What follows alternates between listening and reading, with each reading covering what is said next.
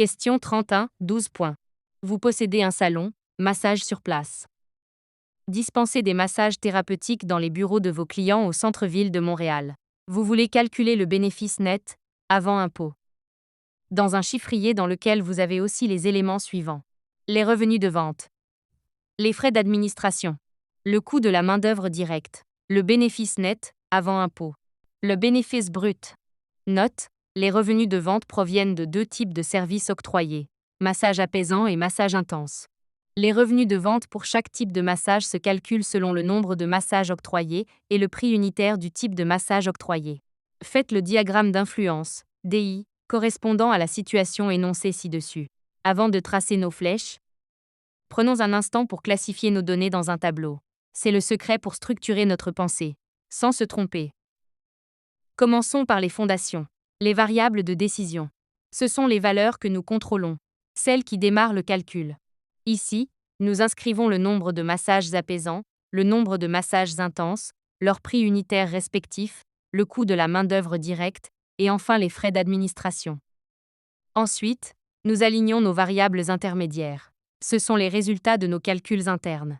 En combinant nos quantités et nos prix, nous créons deux variables, les revenus des massages apaisants d'un côté et les revenus des massages intenses de l'autre.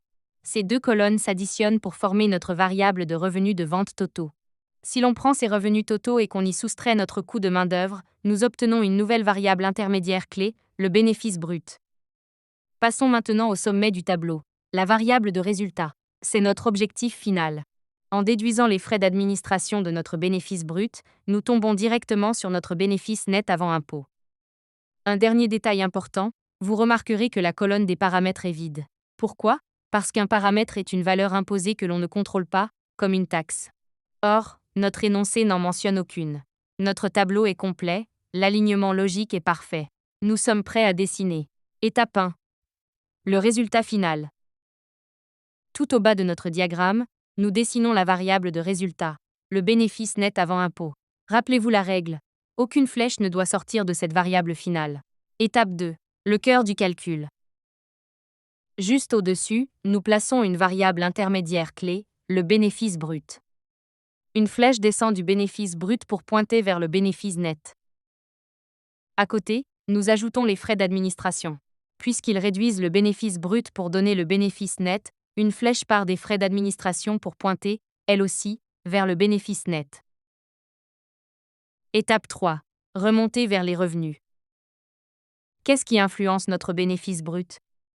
Ce sont les revenus de vente et le coût de la main-d'œuvre directe. Nous créons ces deux blocs et tirons une flèche de chacun d'eux vers le bénéfice brut. Étape 4. Détailler les ventes. L'énoncé précise que les ventes proviennent de deux services distincts. Les massages apaisants et les massages intenses. Nous créons donc deux nouvelles variables intermédiaires. Les revenus des massages apaisants et les revenus des massages intenses. Des flèches partent de ces deux éléments pour aller vers les revenus de vente globaux. Étape 5. Les données de départ. Enfin, tout en haut du diagramme, nous plaçons nos variables de décision. Comment obtient-on les revenus de chaque massage ? En multipliant la quantité par le prix. Nous ajoutons donc 4 blocs de départ. Le nombre de massages apaisants, le prix unitaire apaisant, le nombre de massages intenses et le prix unitaire intense.